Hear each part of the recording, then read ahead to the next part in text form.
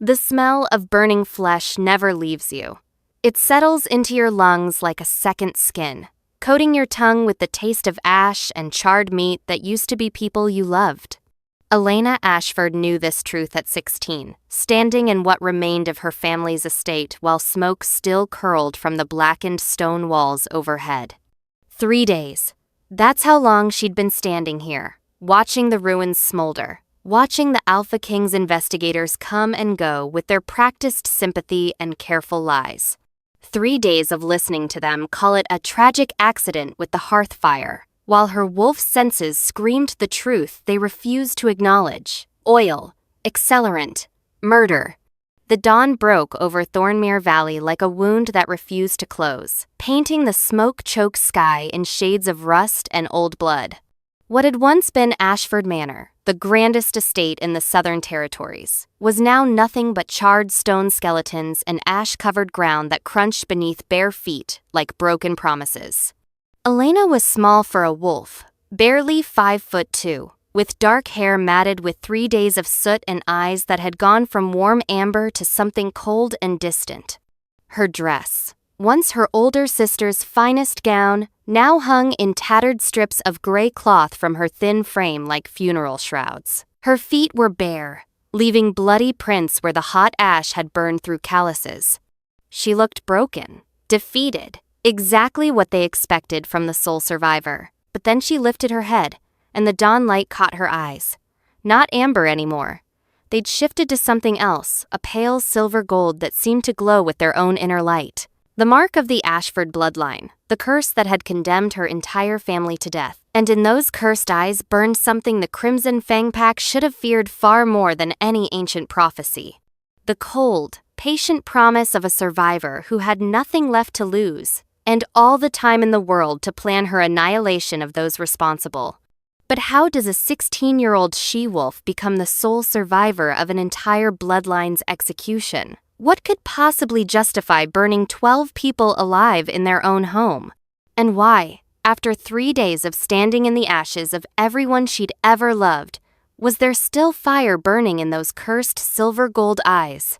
The answer lay in power, territory, and a secret her family had kept for 3 generations. A secret the Crimson Fang Pack would kill to protect. A secret they thought died with the Ashfords in the flames. They were wrong. The taste of smoke was so familiar now that Elena barely noticed it. It coated everything, mixed with the sweet rot smell of what the estate guards hadn't been able to clean up. Bodies, 12 of them, recovered from the wine cellar where they'd been locked before the flames started. Mother, father, grandmother, Alara, Uncle Marcus, Aunt Sophia, her cousins Giovanni and Matteo, little Lucia, who was only 6, the twins Dante and Aria, who just turned 13, and 2 distant cousins visiting from the Northern Territories who'd had the misfortune of being there that night. 12 lives, 12 souls, 12 wolves who'd had to identify because she was the only one left. Lady Elena? The voice came from behind her, gentle but firm. Investigator Sarah Thornwell, one of the few who seemed to actually care rather than just following Alpha King's orders. You can't stay here. The structure's not safe. Nowhere safe, Elena said quietly. Her voice sounded strange to her own ears, hollow and distant, like it belonged to someone else entirely. Investigator Thornwell stepped closer, her boots crunching on debris. She was in her 40s, with graying hair and sharp green eyes that had seen too much in service to the crown. I know you don't believe the hearthfire explanation. Elena turned slowly. Do you? A pause, long enough to be an answer. What I believe doesn't matter. The evidence can be manufactured. Elena's eyes locked onto Thornwell's. The Crimson Fang Pack owns half this kingdom. Investigator. They own the magistrates, the royal advisors, probably half the king's guard. You know it. I know it. Everyone knows it. Thornwell's face tightened. Lady Elena, I understand you're grieving, but making accusations against the pack that's controlled the Southern Territories for 40 years? Elena's laugh was bitter. The pack that my father refused to cede our lands to? The pack whose beta came to our manor 2 weeks ago and said we'd regret our stubbornness? She pulled a small leather journal from beneath her tattered dress. Her father's, kept in his study's secret compartment that had somehow survived the fire. She'd found it yesterday, while the investigators were questioning servants. Thornwell stared at it. What is that? Records my father kept. Conversations, dates, demands for our territory, names of noble houses they've forced into submission, council members they've corrupted, crimes they've covered up. Elena's voice was steady now, cold. 3 generations of my family kept documentation, investigator. Because we knew someday they'd come for us. Then why didn't your father bring this to the Alpha King? He tried. 10 years ago. The evidence disappeared. The royal investigator who took his statement died in a hunting accident 3 days later. Elena's eyes burned with that strange silver-gold light. My family learned to survive by being valuable. We served on the King's Council, hosted royal guests, kept our heads down. But the Crimson Fangs got greedy. Wanted the manor itself. Our lands. Our position. When father refused to surrender our ancestral territory. She didn't need to finish. The smoldering ruins around them completed the sentence. Thornwell looked around carefully, then stepped closer, lowering her voice. If what you're saying is true, if you have evidence, then you need to disappear. Tonight. Take that journal and run to the Northern Territories where the Crimson Fangs have no reach.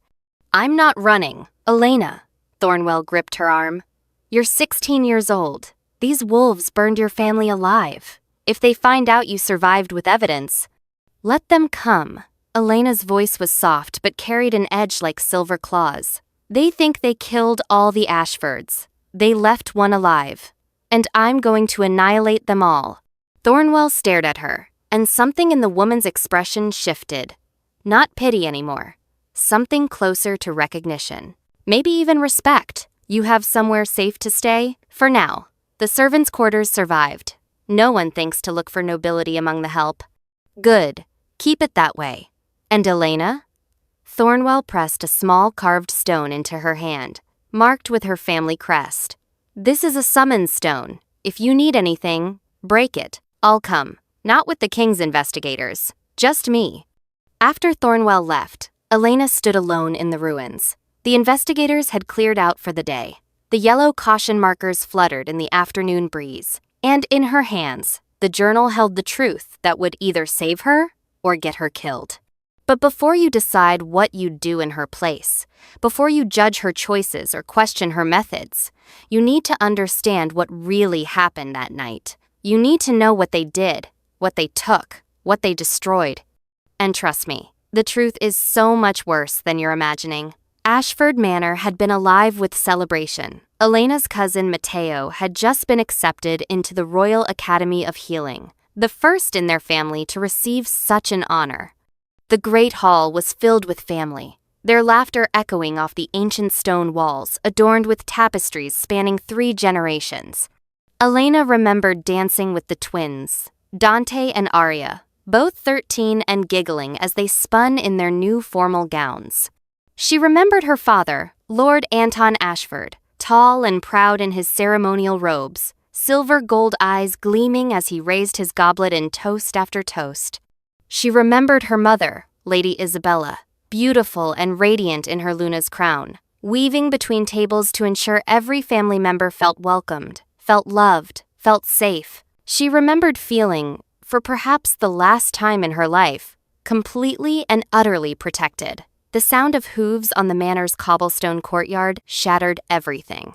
At first, no one understood what was happening. The thunder of horses could have been late-arriving guests. The pounding on the manor's great oak doors could have been messengers with urgent news from the capital. Even when the doors burst inward, splintering off their iron hinges, there was a moment of confused silence. Then they saw the riders. 8 wolves in their half-shifted forms, fur and muscle and fangs, wearing the black and crimson colors of the Crimson Fang Pack. They filled the entrance hall with the stench of oil and killing intent.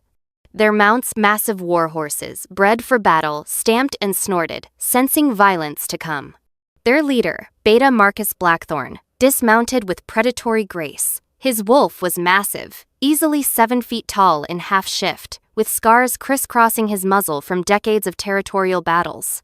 His eyes, when they swept the hall, glowed with alpha authority that made every wolf present instinctively bare their throats in submission. Lord Anton Ashford. Marcus's voice boomed through the sudden silence, amplified by his wolf's power. You had 2 weeks to reconsider our alpha's generous offer for your territory. Time's up. Elena's father stepped forward, hands raised in a gesture of peace. His wolf rose just beneath his skin, silver gold eyes flashing with the Ashford bloodline's power. Beta Marcus, please. We're celebrating here. Family. Let us discuss this like civilized wolves. The clawed strike caught him across the jaw before he could finish. Anton fell backward, blood spattering across the white tablecloth, across the celebration feast, across everything. Isabella screamed, a sound of such pure anguish it seemed to crack the very air itself, and threw herself over her husband's body. Her Luna's power flared, trying to protect her mate, but Marcus batted it aside like it was nothing. Then hell arrived. The Crimson Fang warriors charged. Claws flashed. Furniture shattered. The smell of oil intensified as they began splashing it across the tapestries, the tables, the walls. Fire appeared in their hands, special flints that would burn hot enough to consume stone itself. Elena's world became chaos. Uncle Marcus roared and shifted fully, his massive gray wolf emerging to fight. He took down 2 warriors before they overwhelmed him with silver chains that burned his flesh with a sizzle and a howl of agony.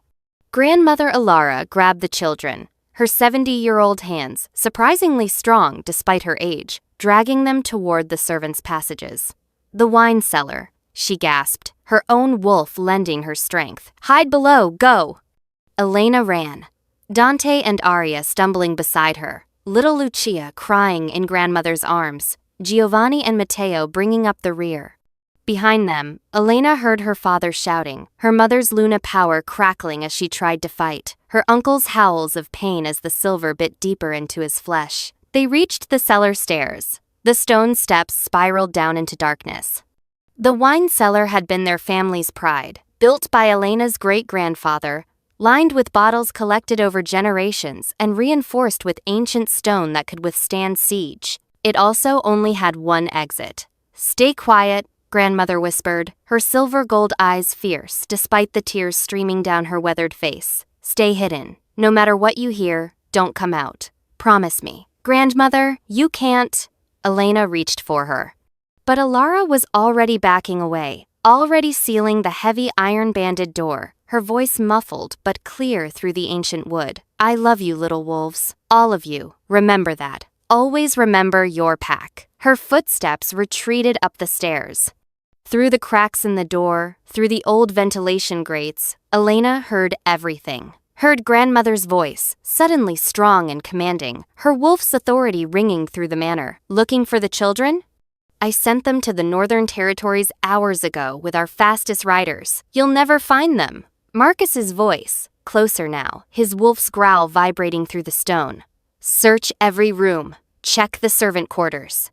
You won't find them. I am Elena Ashford, daughter of Lucian, keeper of the bloodline's secrets, and I will die before I let you touch my grandchildren. A pause. Then laughter, cruel and sharp. That can be arranged, old wolf. The sound of claws tearing through flesh. A wet, terrible sound. The heavy thump of a body falling. Dante clapped his hand over Arya's mouth to stifle her scream. Elena pressed her fist against her teeth so hard she tasted blood, her wolf howling inside her mind with grief and rage. They huddled in the darkness, 12 terrified wolves listening to their pack die. Footsteps moved through the manor above. Furniture crashed, glass shattered. Voices shouted orders to make sure there's nothing left. Alpha wants this territory cleared. Then the smell changed. Oil, stronger now, pouring through the floorboards. The crackling sound of fire catching, spreading with unnatural speed, enchanted flames that would burn hot enough to melt stone. Beta, what about the cellars? An unfamiliar voice, young and uncertain. Seal them. Marcus's voice was flat, clinical, his wolf's authority absolute. Lock the door from outside. Bar it with iron. Let the smoke do the work. No evidence of silver torture. No evidence of murder. Just a tragic accident with enchanted hearthfire that spread too quickly. But if someone's trapped down there, then they burn with the rest. Our alpha wants this bloodline erased. No survivors, no heirs, no one left to contest our claim to these lands. Move. Heavy footsteps. The scrape of metal. An iron bar sliding into place from the outside, sealing them in. Then hooves thundering away into the night, carrying the Crimson Fang warriors back to their territory. For maybe 30 seconds, nobody moved. Nobody breathed. They couldn't process what they'd just heard, what was happening, what it meant. Then Giovanni, oldest at 19, snapped into action. The door, help me break it down. They tried. God, they tried. Giovanni and Matteo throwing their combined werewolf strength against reinforced oak and iron. The door barely shuddered. Their wolves howled and clawed, but the ancient craftsmanship held. Above them, the enchanted fire was spreading.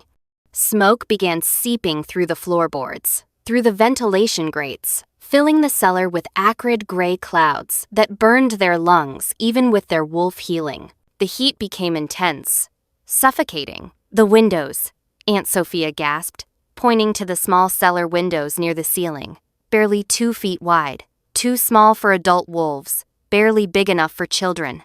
Elena, Matteo grabbed her shoulders, his face already gray from smoke inhalation, his wolf's eyes desperate. You're smallest. Your wolf is still young. You have to go. Shift and squeeze through. Get help. I can't leave you. You have to. Her mother's voice. Isabella had fought her way to the cellar before the door was barred, had been trying to help break through.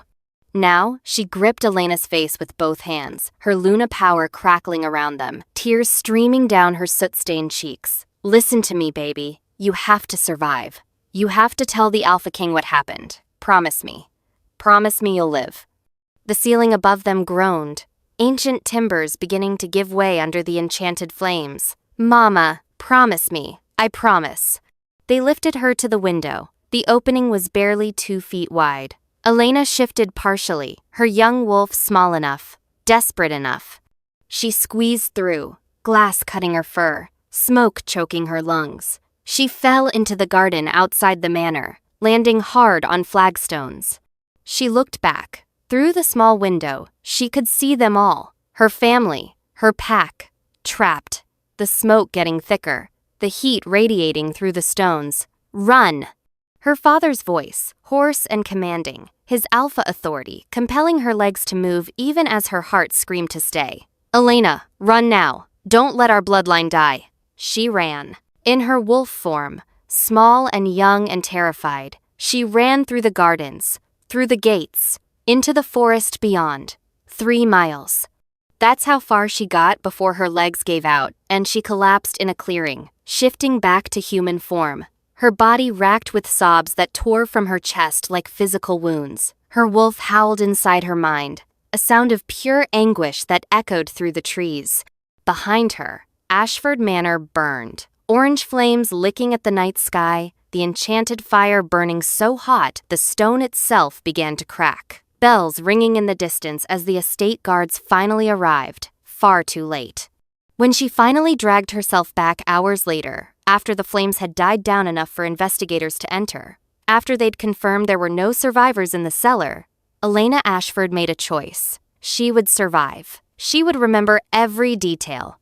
She would honor her promise to her mother, and one day, she would make the Crimson Fang Pack answer for what they'd done.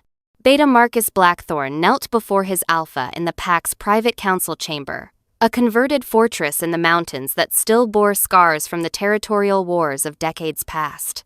Around him, the inner circle of the Crimson Fang Pack sat in chairs arranged in a semicircle, their wolves' eyes gleaming in the torchlight. Alpha Victor Bloodfang was 52 years old and looked like violence personified, 6'6" in human form, even larger in wolf form. With silver threading through his black fur and eyes that glowed with the kind of power that came from holding alpha authority for 20 years, through sheer dominance and strategic brutality. Tell me about the Ashford problem. Victor's voice was quiet, which somehow made it more menacing. His wolf rumbled beneath the words. a constant reminder of the predator barely leashed. Marcus kept his head bowed respectfully, showing his throat in submission. Lord Anton Ashford continues to refuse our claim to his territory. I've made 3 visits. Each time, he insists the lands have been in his family for 3 generations, and he won't cede them under any circumstances. Did you explain what happens to wolves who refuse Alpha authority? I did, Alpha. He said he'd rather die than dishonor his bloodline's legacy. Marcus's lip curled, showing fangs. Proud old blood. They think their silver-gold eyes make them special. Victor stood and walked to the window, overlooking his territory. From here, he could see the lights of settlements under his control, packs that had submitted to his authority, lands he'd claimed through conquest and careful elimination of rivals. 40 years, the Crimson Fang Pack had ruled the southern territories, and they'd done it by crushing anyone who threatened their power. The Ashford lands border the royal hunting grounds, Victor said, as if thinking aloud. The Alpha King's advisors want to expand the preserve. They've offered us a position on the Royal Council if we can secure that territory for the crown. He turned back to Marcus. The Ashfords also keep records, don't they? Marcus nodded. Elena Ashford, the grandmother, is known for her meticulous documentation. Estate management, she calls it. But our spy in their household reported she keeps ledgers dating back decades. Names, dates, territorial disputes. Everything her father and grandfather witnessed about our expansion methods. And Anton knows about these records? He used them as insurance. 10 years ago, he tried to go to the Alpha King. We made that investigator disappear. But Anton's kept the records hidden since then. Probably thinks they'll protect his pack if he threatens to expose us. Victor's expression didn't change, but something in his wolf's energy grew colder, more predatory. He's wrong. The records make his entire bloodline a liability we can't afford, especially not with the Royal Council position at stake. He returned to his chair, settling into it like a throne. Make it look like an accident. Enchanted hearth fire that spread too quickly. Tragic loss of an old, noble house. I want the manor destroyed, the bloodline eliminated, and those records burned to ash. No evidence, no witnesses, no loose ends. Marcus's smile was sharp and cruel, his wolf eager for the hunt. It will be my pleasure, Alpha. One more thing. Victor's voice stopped Marcus as he rose to leave. Make absolutely certain there are no survivors. I don't care if you have to check every body personally. The Ashfords have extended family, branch lines, connections to other territories. If even one escapes with those records, this comes back on us. Understood? Understood, Alpha. The entire bloodline will be eliminated. I'll count the bodies myself. Victor nodded dismissal. As Marcus left to gather his warriors, the Alpha turned to his Gamma, Daniel Shadowmere, a thin man with scholar's spectacles and a killer's cold efficiency despite his wolf's power. What's our exposure if those records surface? Daniel consulted a leather-bound book, his wolf's enhanced memory, recalling details with perfect clarity. Catastrophic. Elena Ashford's father, Lucian, served at court during the territorial wars of the 1972. He was present for conversations about border disputes, forced submissions, and 3 rival alphas who disappeared mysteriously. If he documented even a fraction of what he witnessed, then we can't let those records exist. Victor's decision was final, his alpha command settling over the room like physical weight. After the fire, send a cleanup crew. Search the ruins. Find anything that survived the flames and destroy it. I want this problem erased from history. But Victor Bloodfang made one critical mistake that night. He assumed the records were only kept at the manor. He assumed all the Ashfords would be together when Marcus struck. He assumed 12 dead wolves meant the problem was solved. He didn't know about the journal Anton Ashford kept in a secret compartment in his study, protected by ancient preservation magic that could withstand even enchanted flames. He didn't know about the backup ledgers Elena had hidden in 3 different locations across the kingdom, under false names. And he certainly didn't know that the smallest, youngest, most overlooked Ashford would be the one to escape. Victor Bloodfang thought he'd eliminated the threat to his power. He'd actually created something far more dangerous, a survivor with nothing to lose, her wolf awakening to powers he couldn't imagine, and every reason to watch his empire burn. Elena stood at the edge of the forest, her small travel pack containing everything she still owned slung over her shoulder. The journal was wrapped in oiled cloth and hidden in a secret pocket. In her other pocket, 3 small carved stones, keys to safety vaults grandmother Alara had shown her years ago, just in case. Investigator Thornwell's warning echoed in her mind. Run to the northern territories where the Crimson Fangs have no reach. Smart advice? Sensible advice? Elena turned and headed deeper into the southern territories instead, toward the borderlands where civilization ended and the wild places began. The morning mist clung to the forest floor as she walked, her young wolf restless inside her mind, wanting to shift and run, to hunt, to fight. But Elena kept her human form, kept her thoughts focused. What she knew? The Crimson Fang Pack had murdered her family. They wanted the Ashford lands for political gain. They'd killed to hide evidence of decades of territorial crimes. They thought all the Ashfords were dead. What she needed? Time to grieve. She gave herself this walk, then no more weakness. Training to survive, she was 16, small, and her wolf was barely awakened. Allies who hated the Crimson Fangs as much as she did. A way to expose their crimes that couldn't be covered up. Justice, not revenge. Her mother would want justice, her Luna's wisdom guiding, even in death, what she had. 3 generations of documented evidence, nothing left to lose. A promise to her dying mother to survive, and a rage so cold and deep it felt like drowning in winter ice. A figure stepped out from behind an ancient oak tree. Late 50s, weathered face, warrior's bearing despite the simple traveler's clothes. His eyes, when they met hers, glowed with the faint amber of a wolf who'd seen too many battles. Elena Ashford, he said quietly, not a question.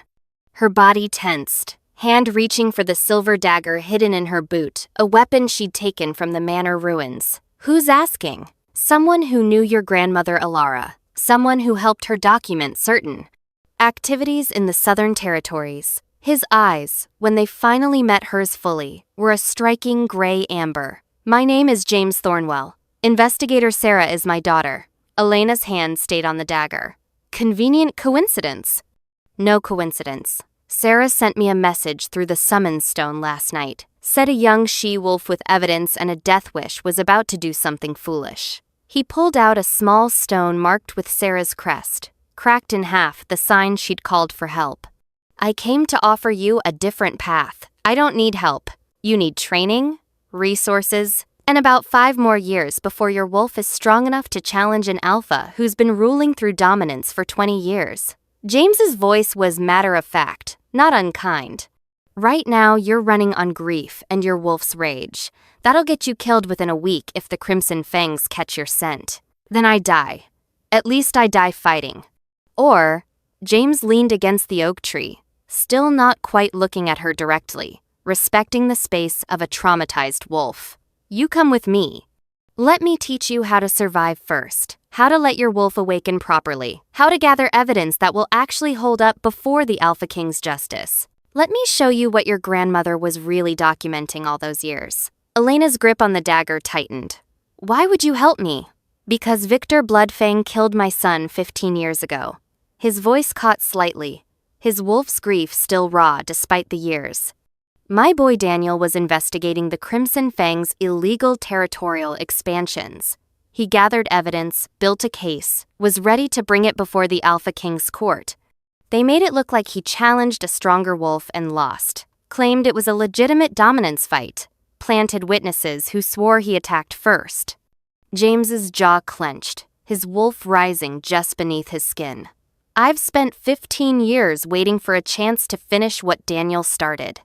Your grandmother Alara was helping me, feeding me information, documenting everything. When I heard about the fire, I knew Victor had finally decided she was too dangerous to leave alive. He turned to face her directly, wolf to wolf, letting her see the same cold determination she felt burning in her own chest. I can't bring down an alpha's pack alone.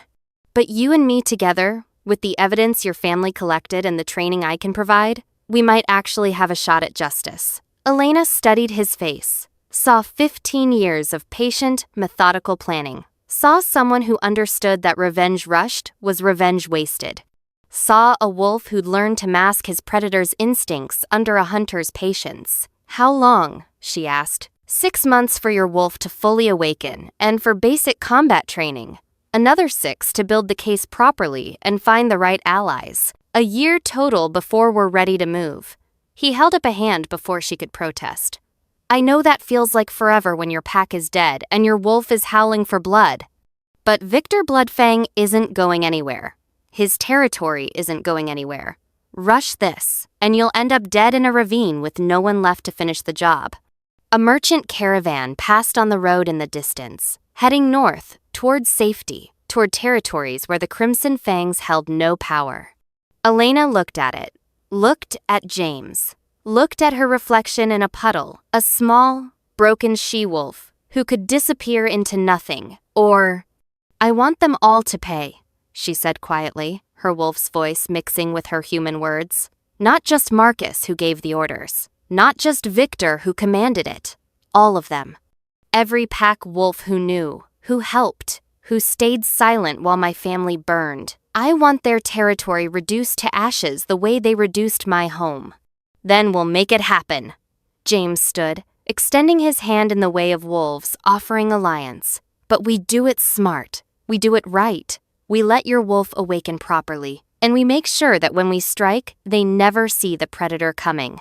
Elena took his hand, felt the calluses of someone who'd spent years training, preparing, waiting for the right moment to hunt. Behind them, the caravan disappeared over the hill, carrying the escape she was choosing not to take. Where are we going? Someplace they'll never think to look. Someplace where I can teach you to be more than just a survivor. James led her deeper into the forest, toward the borderlands. I'm going to teach you to let your wolf become the weapon it was meant to be. Elena's body hit the training mat for the 14th time in as many minutes. Her lungs burned. Her muscles screamed. Every part of her ached from the relentless training that started before sunrise and didn't end until long after dark. Again, James's voice was implacable, his wolf's authority making it impossible to refuse. She dragged herself to her feet. Her wolf surged beneath her skin, stronger now after 6 months of constant challenges, constant pushing of her limits. She could feel it, the power that had been dormant awakening, the Ashford bloodline's gift finally manifesting. Her eyes flashed that distinctive silver gold as she assumed the defensive stance he'd drilled into her muscle memory. James attacked in half shift, wolf strength and human strategy combined. She blocked, ducked, her own wolf rising to meet the challenge. She countered with a strike toward his solar plexus that he deflected, but her follow-up claws, extended just slightly, caught him across the ribs, actually landing for the first time in their morning session. He smiled, teeth showing just slightly. Better. Your wolf is finally learning to think 3 moves ahead instead of just reacting on instinct. They broke apart, both breathing hard. Through the window of the converted hunting lodge that served as their training facility, Elena could see the compound James had built in the borderlands. Remote, defensible, stocked with enough weapons and supplies to survive a siege. Shift back and meet me for breakfast, James said, tossing her a towel. Then we review the documents your grandmother left in the safety vaults. Elena had opened those vaults 2 weeks into her training. Inside, she'd found ledgers dating back to the 1,970 seconds, written in her great-grandfather Lucian's careful script, then her grandfather Aldrich's, then grandmother Alara's. 3 generations of documentation. Names of Crimson Fang Pack members, and their territorial crimes. Dates of murders disguised as dominance challenges. Details of forced submissions. Illegal land seizures. Corruption of royal officials. Bank accounts where bribes were paid. Council members who ruled in their favor despite evidence. 60 years of corruption. Methodically recorded by a family who knew someday someone would need the truth. The shower was cold mountain water, as always. James believed in discomfort as training. Your enemies won't wait for you to be comfortable, he'd say. Your wolf needs to learn to fight through pain, through cold, through through exhaustion. Learn to think clearly when your body is screaming at you to submit. At breakfast, venison, eggs, herb, tea. James spread the latest intelligence across the table. I've been tracking Crimson Fang movements through my network. They're getting sloppy, overconfident. The territorial claim for your family's lands went through. Construction on the expanded hunting preserve starts next month. They think they've won. Elena studied the surveillance reports. Marcus Blackthorn, overseeing patrols. Victor Bloodfang meeting with the Alpha King's advisors at court. Pack members conducting their territorial business openly, barely bothering to hide their methods. They think they're untouchable, she said quietly, her wolf growling in her chest. They are untouchable. As long as they have the royal advisors, the King's Guard commander, and half the territorial lords in their pocket. James pulled out another file, which is why we need to cut off their political protection first. He showed her a sketch of a woman in her early 40s, formally dressed, standing outside the royal court. Counselor Rebecca Thornmere. She's been taking Crimson Fang bribes for 6 years. Your grandmother documented every payment, every favor, every time she voted in their favor despite evidence of their crimes. So we expose her? Not yet. First, we flip her. James tapped the sketch. Thornmere has a daughter, 16 years old, same age as you. Last month, the girl was caught using forbidden enhancement magic. The charges mysteriously disappeared. Guess who arranged that? Elena saw where this was going. The Crimson Fangs used their influence. Now Thornmere owes them a debt. Exactly. And wolves who are controlled by debt are wolves who can be freed by eliminating that debt. He pulled out more files. We're going to systematically dismantle Victor Bloodfang's power structure. But we're not going to do it with a direct challenge. We're going to do it with information, leverage, and strategic pressure applied at exactly the right points in their network. Over the next hour, James laid out his plan. It was complex, methodical, and would take months to execute. Each step designed to isolate the Crimson Fangs, remove their protection, and expose their crimes in a way that couldn't be covered up or dismissed as a rival pack's propaganda. This isn't the revenge your wolf wants, James said finally. This is slower, harder, more frustrating than just challenging Victor to a dominance fight and ending it with claws and fangs. Elena thought of her family burning. Thought of the 6 months she'd spent training when every cell in her body, every instinct in her wolf, screamed to attack now, hurt them now, make them pay now in blood. But she also thought of her mother's last words, her Luna's wisdom. Promise me you'll live. Rushing in on her wolf's rage would get her killed. Playing it smart, patient, methodical, that might actually work. That might actually honor her family's legacy properly. When do we start? She asked, her wolf settling into hunting patience. James smiled. It wasn't a kind smile. It was the smile of a predator who'd waited 15 years for the perfect moment to strike. We already have. 3 weeks ago, I sent anonymous reports to the Alpha King's Justicars about the Crimson Fang's illegal territorial expansions. They've opened an investigation. Next week, we release the first batch of documents to a royal investigator I trust. Just enough to start raising questions without revealing our full evidence. He stood, gathering the files. The Crimson Fangs think they're hunting a ghost. They don't know you're alive, don't know about the evidence, don't know we're coming for their throats.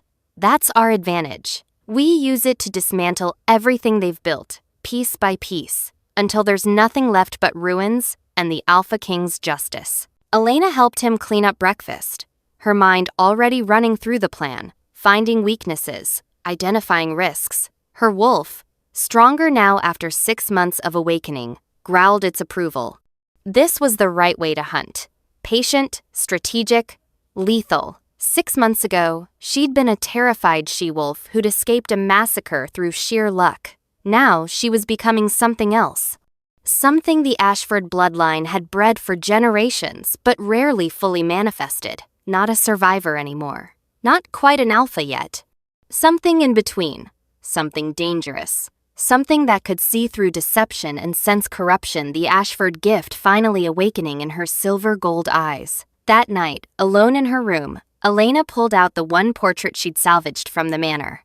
Her entire family at the last Moonrise Festival, all of them in their formal wear, all of them smiling with the moon full behind them. "I'm keeping my promise, Mama," she whispered to the image, her wolf's voice mixing with her human words. "I'm surviving. I'm letting my wolf awaken properly, and I'm going to make sure they can never hurt another pack the way they hurt ours." She didn't cry anymore, hadn't cried since the first week of training when James had told her crying was for after the hunt, for when the enemy was dead and the territory reclaimed. But she held the portrait close and made a new promise to herself and her wolf. She would see this through to the end, no matter how long it took, no matter what it cost. The Crimson Fang Pack had killed her family, thinking they'd eliminated a threat to their power. They'd actually created something far worse. A patient, trained, methodical hunter with an awakening bloodline gift who knew all their secrets and had nothing left to lose. Counselor Rebecca Thornmere stood before the assembled lords and ladies, her face pale but composed, reading from a prepared statement with a voice that only trembled slightly.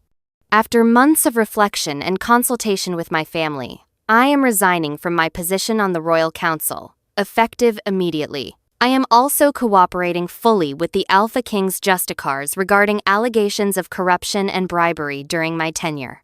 The council chamber erupted, lords shouting questions, ladies gasping behind their fans. The biggest political scandal in the kingdom's recent history unfolding before the most powerful wolves in the realm.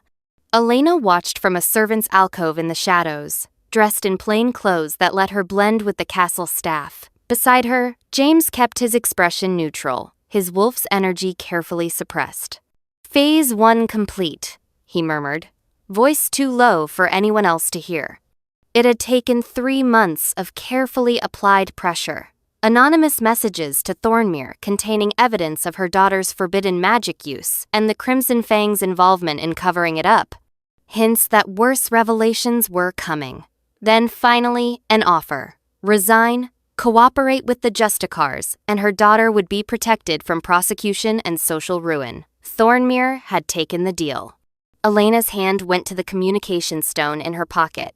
It vibrated once, a message from one of James's network. She stepped further into the shadows to read it. "The counselor's resignation has created complications in the Crimson Fang alliance structure. Victor Bloodfang is demanding meetings with his remaining supporters. He suspects organized opposition. Network Agent 7. She showed the message to James. He smiled that cold, patient hunter's smile. "Good. Let him suspect. Let him wonder who's dismantling his power base and how much evidence they have." He tucked the stone away. "The Alpha King's Justicars raid Crimson Fang's subsidiary territories tomorrow. By the end of the week, they'll have arrested 15 pack members on charges of illegal territorial expansion and corruption. Victor will have royal lawyers. Most will probably be released. Some will, but some won't." And more importantly, James gestured toward the council chamber, where the scandal was still unfolding. "Every arrest is another crack in his power structure. Every pack member who gets arrested is another wolf who might trade information for leniency. Victor's absolute control is turning into paranoia about who might betray him." They slipped out of the castle through servant passages, disappearing into the city crowds. The capital looked the same as always. Busy streets, market stalls, wolves going about their daily lives. But beneath the surface, everything was changing. Elena had changed too. 9 months of training had transformed her from a scared teenager into something harder, sharper, more dangerous. She moved differently now, carried herself with the confidence of a wolf who knew her strength. Her eyes flashed silver gold more frequently as her bloodline gift continued, awakening the ability to sense deception, to see through lies, to recognize corruption in those around her. "There's something else," James said as they reached a safe house in the merchant district. "I got word from my contact inside the Crimson Fang territory. They're actively looking for you now." Elena's hand went instinctively to the silver dagger she always carried. "They know I survived?" "They suspect. Marcus Blackthorne has been asking questions about the fire, about the body count, about whether all the Ashfords were accounted for." He handed her a report. Inside were surveillance notes about Marcus visiting the ruins of Ashford Manor, now cleared for the expanded hunting preserve. In each note, he was described as searching the remains, questioning workers, clearly looking for something. He's searching for the records, Elena realized, her wolf growling. They know Grandmother Ilara kept documentation. They want to make sure it all burned, which means we need to accelerate our timeline. James poured them both water from a pitcher, his movements casual despite the tension. I wanted another 3 months to build the case perfectly, but if they're actively hunting you, we need to force a confrontation before they find you. Elena studied the reports. Marcus Blackthorne, the beta who'd beaten her father, who'd given the order to seal the cellar, who'd led the warriors that killed her pack. The rage that had burned cold for 9 months flared hot. Just for a moment. Just long enough to remind her why she'd spent every day training, planning, preparing. Her wolf snarled, wanting blood, wanting to challenge him directly. What do you need me to do? James pulled maps of the kingdom across the table. Tomorrow, we deliver the first major batch of your grandmother's records to the Alpha King's Justicars. Everything about the Crimson Fang's territorial crimes, their corruption network, their murders disguised as dominance challenges. It'll take them weeks to verify it all, but once they do, the charges will be devastating. Victor will run. Alphas don't submit to royal justice easily. Let him try. We've had agents tracking his emergency escape routes. We've flagged his known safe houses to the Justicars. We've cut off his access to the funds he'd need to disappear into neutral territories. James's expression was grim. He's trapped in the southern territories, just like we want him. But he won't go quietly. When he realizes what's happening, when he understands his power is collapsing, he'll strike back. Hard. Viciously. Which is why you need to disappear for a while. Let me handle. No. Elena's voice was flat, her wolf's authority surprising them both. I've been hiding for 9 months. I'm done hiding, Elena. They killed my family because we refused to submit. I'm not dishonoring their memory by running now. She met his eyes, silver gold to amber. You taught me to fight. You taught me patience. You taught me strategy. But you also taught me that eventually, every hunt ends with the predator revealing itself to its prey. James was quiet for a long moment, his wolf assessing her, seeing not the broken she-wolf he'd found 9 months ago, but something else. Something stronger, something that might actually survive what was coming. Then, surprisingly, he nodded. Your grandmother Ilara would be proud of you, stubborn as ancient stone, just like her, he sighed. Fine, we face them together, but we do it smart.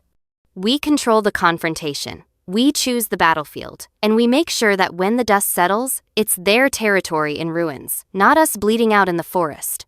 That night, Elena couldn't sleep. Tomorrow, they would trigger the avalanche that would bury the Crimson Fang Pack's power structure. Tomorrow, 9 months of planning would finally become action. She stood at the window of the safe house, looking out at the city lit by torches and moonlight, and thought about her family. Wondered if her mother's Luna wisdom would approve of using politics and law instead of direct challenge. Wondered if her father's pride would accept justice through the Alpha King's court rather than personal vengeance. Her communication stone vibrated. A new message from an unknown signature. I know you're out there, little Ashford wolf. We should talk before this situation becomes more unpleasant. Name your price for the records. VB. Victor Bloodfang, reaching out directly for the first time, trying to negotiate, trying to buy her silence. Elena stared at the message, her wolf snarling at his audacity. He thought she could be bought, thought this was about territory or status or something he could trade for. He had no idea this was about 12 lives he'd taken without a second thought. 12 wolves who died screaming in smoke and fire. 12 souls crying out for justice that only she could deliver. She sent a response, her first direct communication with the Alpha, who'd ordered her family's death. You can't afford the price, but you'll pay it anyway. In the Alpha King's court, in front of witnesses, in a way you can't cover up or dismiss. EA. She hit send before she could second-guess herself, her wolf's satisfaction mixing with her human resolve. 3 seconds later, her stone vibrated with an incoming call. Victor Bloodfang's signature. Elena let it pulse. Once, twice. Then she accepted the connection, speaking first before he could establish dominance. Victor Bloodfang. Elena Ashford. His voice was smooth, controlled, carrying the weight of an alpha's authority even through the stone's magic, but she could hear the tension underneath. I was beginning to think you were just a rumor, a ghost story the Justicars invented to justify their investigation. Maybe I am a ghost, the ghost of your worst mistake. Ghosts don't deliver evidence to royal investigators. Ghosts don't orchestrate political scandals. A pause. You've been busy, little wolf. Impressive for someone so young. You murdered my pack. Did you think I'd just disappear into the forest? I think you're 16 years old and playing a very dangerous game with an alpha who's held power longer than you've been alive. His voice hardened, the predator beneath the politician emerging. You want revenge? Fine. Name your price. Territory? Status? A position in my pack when you're older and your wolf has fully matured. Whatever you want, we can negotiate. Elena's laugh surprised her, bitter and sharp, her wolf's contempt mixing with human disbelief. You really don't understand, do you? This isn't about what I want. This is about what you took. I took some land, some old documents, a family that was in the way of necessary territorial expansion. You took 12 lives! Elena's voice cracked with fury she'd kept buried for 9 months, her wolf howling in her mind. You locked them in a cellar and burned them alive. Children. My 6-year-old cousin. My 70-year-old grandmother. You didn't just kill them, you erased them like they were nothing more than obstacles to your ambition. Silence on the other end. Long enough that Elena wondered if he'd severed the connection. Then, everyone dies, little wolf. The only question is whether their death serves a purpose. Your family's death secured me a seat on the Royal Council and control of prime territory. In the grand scheme of pack politics, that's not insignificant. The casual cruelty of it stole Elena's breath. He genuinely didn't see 12 wolves' lives as mattering more than power and political position. Her wolf raged against the bond she'd formed with James, wanting to hunt Victor down right now, to challenge him despite the difference in their strength. You're a monster, she whispered, her voice shaking. I'm a realist, and you're about to learn a very hard lesson about what happens when young wolves challenge established alphas. Victor's voice dropped to something cold and threatening, his wolf's dominance pressing through the connection. I'm giving you one chance to submit. Take whatever you need and disappear into neutral territory. Because if you continue this vendetta, I will find you. I will make you watch everyone you've come to care about die the way I made your pack die. And then, when there's no one left, I'll let you live with that knowledge for the rest of your very long, very empty life. The connection severed. Elena stood there, stone still clutched in her hand, shaking with rage and something else. Not fear, understanding. She finally understood the full depth of what she was facing. Victor Bloodfang wasn't just a ruthless alpha. He was the kind of predator who saw murder as strategy and threats as negotiation. He would never stop, never show mercy, never see her as anything more than a problem to be eliminated, which meant she couldn't afford to show mercy either. James found her still standing by the window an hour later, the stone dark in her hand, her eyes glowing silver gold in the darkness. What happened? She told him everything. Watched his face harden with each detail of Victor's threats, his own wolf rising in protective fury. Tomorrow, James began. Tomorrow we end this. Elena interrupted, her voice steady now, cold and clear as winter moonlight. No more waiting. No more patience.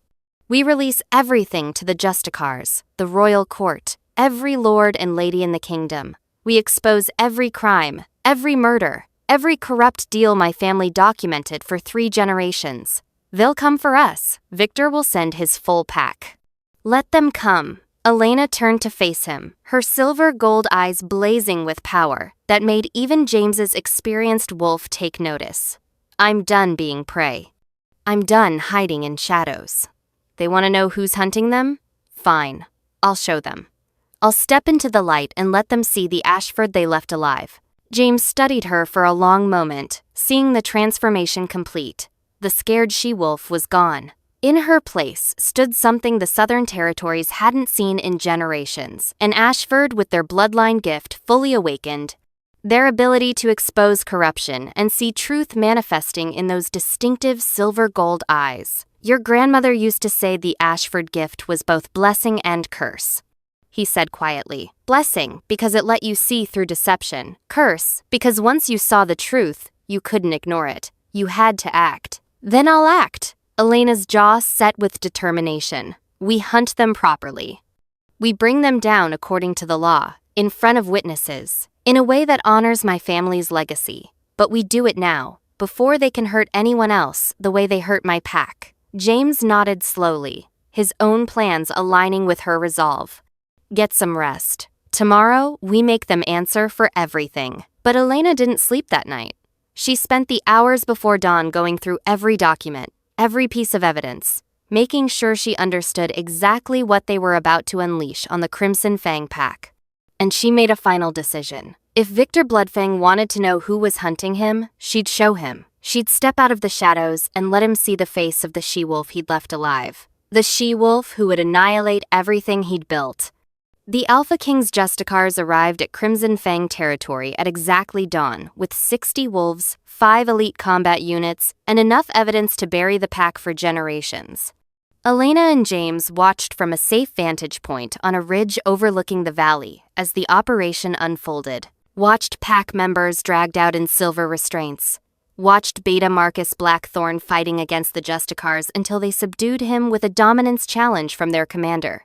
Watched Victor Bloodfang himself, finally, emerging with his hands bound, his wolf suppressed by ancient magic, flanked by royal lawyers already shouting about jurisdiction and proper protocol.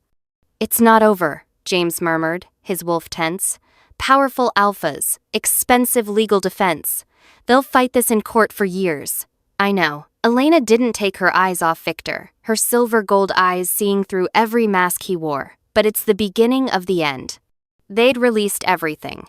60 years of documentation, 500 pages of evidence, names, dates, territorial crimes, murder confessions recorded by her great-grandfather at pack gatherings, corruption networks documented in grandmother Alara's careful script. The royal court had exploded with the scandal. Every territory lord, every council member, the biggest exposure of alpha corruption in the kingdom's history. And Elena had given one testimony before the Alpha King himself, her face revealed for the first time, telling the story of the night her pack burned.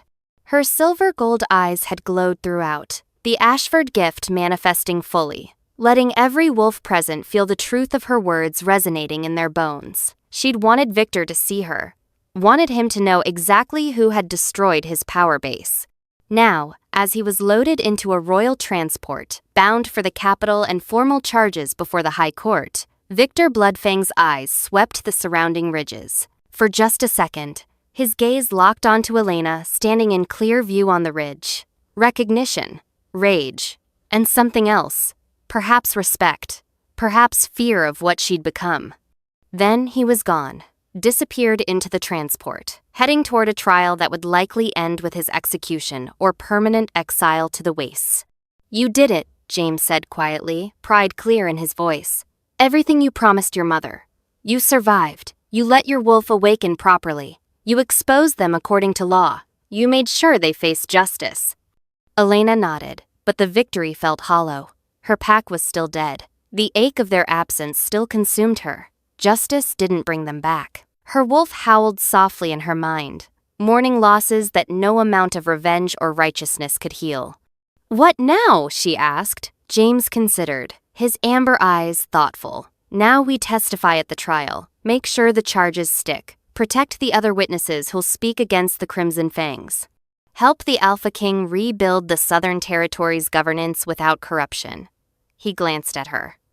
And you decide what kind of wolf you want to be. You can let this define you forever, or you can choose to honor your pack by living the life they wanted for you. Elena thought about that. Thought about grandmother Alara's strength, her father's pride, her mother's Luna wisdom, the twins' joy, little Lucia's innocence. I want to finish my education, she said suddenly, surprising herself. Join the Royal Academy. Mateo wanted to be a healer. Maybe I could study law, pack justice, help other families who get crushed by corrupt alphas. James smiled, his wolf's approval warm. Your grandmother would like that. Your whole pack would be proud. They left the vantage point as the sun rose higher, painting the valley in shades of gold and new beginnings. Behind them, Crimson Fang territory was being dismantled by royal decree. Ahead of them, an uncertain future in a kingdom learning to enforce justice even against powerful alphas. But Elena wasn't afraid anymore. She'd faced the worst thing that could happen to a wolf, and survived it. She'd brought down a corrupt pack that had terrorized territories for 40 years. She'd kept her promise to her mother. She'd let her wolf awaken into something powerful. And maybe, eventually, she'd learn to live again, instead of just surviving. Maybe she'd learn to be more than the ghost of Ashford Manor. Maybe she'd become what her bloodline gift was meant for, a guardian of truth in a kingdom that desperately needed wolves who could see through deception. The memorial at the site where Ashford Manor once stood was a sacred grove now. 12 ancient oak trees planted in a circle, each bearing a silver plaque with a name. Flowers placed by wolves from across the southern territories who remembered the family that had served the kingdom with honor for generations. Elena knelt in the center of the grove, her hand on her mother's tree. She visited every week, without fail, no matter what else was happening in her life at the Royal Academy. "Hey, Mama," she said quietly, her voice mixing human words with her wolf's soft whine of continued grief. "I passed my first term exams, top of my class in pack law. Professor says, I have a gift for seeing through legal deceptions. I think you'd be proud." She touched her father's tree next. "Papa." The High Court sentenced Victor Bloodfang to permanent exile in the Wastes. Marcus Blackthorn received execution for multiple murders. The others got various sentences ranging from exile to lifetime imprisonment. It's not enough. Nothing would be enough, but it's real justice. Witnessed. Official. Permanent. Moving to the twins' trees, her throat tight with emotion she'd learned to carry without letting it crush her. "Dante, Arya, the Academy is teaching me a new style of combat. I wish you could see it. You'd probably make fun of my form, but I'm getting better." Little Lucia's tree, the smallest in the grove. "I'm sorry I couldn't save you, little one. I'm so sorry, but I promise I'm making sure no other packs have to go through what we did." Elena sat back, letting the grief wash over her. The therapist James had connected her with said it was healthy to feel it fully, to not bury it under duty or determination. It still hurt, would always hurt, but she was learning to carry the weight without letting it define every moment of her existence. "Miss Ashford?" She turned. A woman in her 30s stood at the grove entrance, holding the hand of a little girl who looked about 6. Both had the distinctive amber eyes of Southern Territory wolves. "I'm sorry to interrupt," the woman said, her voice respectful. "I just wanted to say thank you. My pack, we held lands 3 valleys from here. The Crimson Fangs were forcing us to cede territory, threatening violence if we refused. When you exposed them, when they were brought to justice, it saved us. We got to keep our home, our lands, our way of life." The little girl stepped forward shyly, holding out a bundle of wildflowers. "Mama said you were very brave. These are for your pack." Elena took the flowers, her throat tight with unexpected emotion. "Thank you." After they left, Elena placed the wildflowers at the base of each tree, distributing them evenly among her lost family. 12 lives taken. But how many saved by their sacrifice? How many packs protected by the evidence grandmother Alara had spent a lifetime collecting? "I think you'd be proud of what we accomplished," Elena said to the memorial grove, to the spirits of her pack that seemed to linger in the rustling leaves. Not just bringing down the Crimson Fangs, though that was necessary, but the changes it started. The Alpha King issued new decrees about territorial rights. The royal court established a justice office specifically to investigate alpha corruption. Other families are coming forward with evidence of abuses they'd been too afraid to report. She stood, brushing dirt from her academy robes. Behind her, the city continued its rhythm, imperfect, struggling, but moving towards something better, a kingdom learning to hold even powerful alphas accountable to law and justice. "I love you all," Elena whispered, her wolf's voice mixing with her human words. "I'll never stop missing you, but I promise I'll keep living. Not just surviving, really living the way you wanted for me, honoring our bloodline's legacy properly." As she walked away from the memorial grove, Elena's communication stone vibrated. A message from James. New case. Pack in the Western Territories being threatened by corrupt local alpha. Justicars requesting your assistance as witness consultant. You interested? Elena smiled. It was small, still touched with sadness, but real, genuine. The first smile that felt like it came from something other than grim satisfaction at enemies defeated. She'd spent 10 months destroying the Crimson Fang Pack. Now she'd spend the rest of her life making sure no pack could rise to replace them. Using her Ashford gift, the ability to see through deception, to sense corruption, to protect wolves who couldn't protect themselves. I'm in, she texted back, her wolf's approval rumbling in her chest. The Crimson Fang Pack had killed her family, not knowing they'd left one alive who would annihilate them all. They'd been right to fear her. But they'd been wrong about one crucial thing. Elena Ashford wasn't just a destroyer of corrupt power. She was a guardian of justice. A protector of wolves who needed truth more than they needed vengeance. Someone who'd turned her pain into purpose and her rage into righteous action. And that was so much more dangerous, so much more lasting than simple revenge could ever be. The Ashford bloodline hadn't ended in flames. It had been reborn in the silver-gold eyes of a she-wolf who would spend her life making sure the truth could never be burned away again. So what do you think? If you were Elena, standing in those ashes with the power to hunt down everyone who'd hurt you, would you have chosen the patient path of justice through law? Or would your wolf's rage have consumed you? It's easy to say we'd be noble when it's just a story. But what about when the pain is yours? When you can still smell the smoke of your pack burning? When the wolves who did it walk free because they're powerful alphas with connections? Here's what I've been thinking about. Elena had every right to go full vengeance mode. She could have challenged Victor directly, fought his entire pack, ended it in blood and dominance. And part of her wolf wanted to. You could feel it in every moment she held back. But she chose something harder. She chose to honor her pack by being better than their killers. She chose justice over vengeance, protection over destruction, building something instead of just tearing it down in rage. That's the real power move. Not destroying your enemies when you have the chance, but destroying their corrupt empire and then using that victory to protect others from the same fate. The most powerful wolf in the territory isn't always the one who uses all their strength. Sometimes it's the one who chooses restraint. Sometimes it's the one who turns their rage into something that protects instead of just destroys. I'd love to hear your thoughts. Drop your city or country in the comments below. And if this story moved you, if Elena's choice to break the cycle instead of perpetuate it hit you somewhere deep, smash that like button. Share this with someone who needs to hear that transformation is possible, that pain doesn't have to define you forever, that you can choose to be more than your worst moment. Subscribe if you want more stories about wolves who choose to be guardians instead of destroyers. Hit that notification bell so you never miss what comes next. Thanks for listening to Elena's story. Thanks for being here.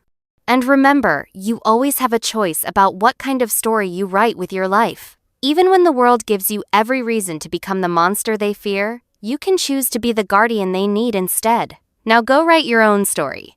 Make it count.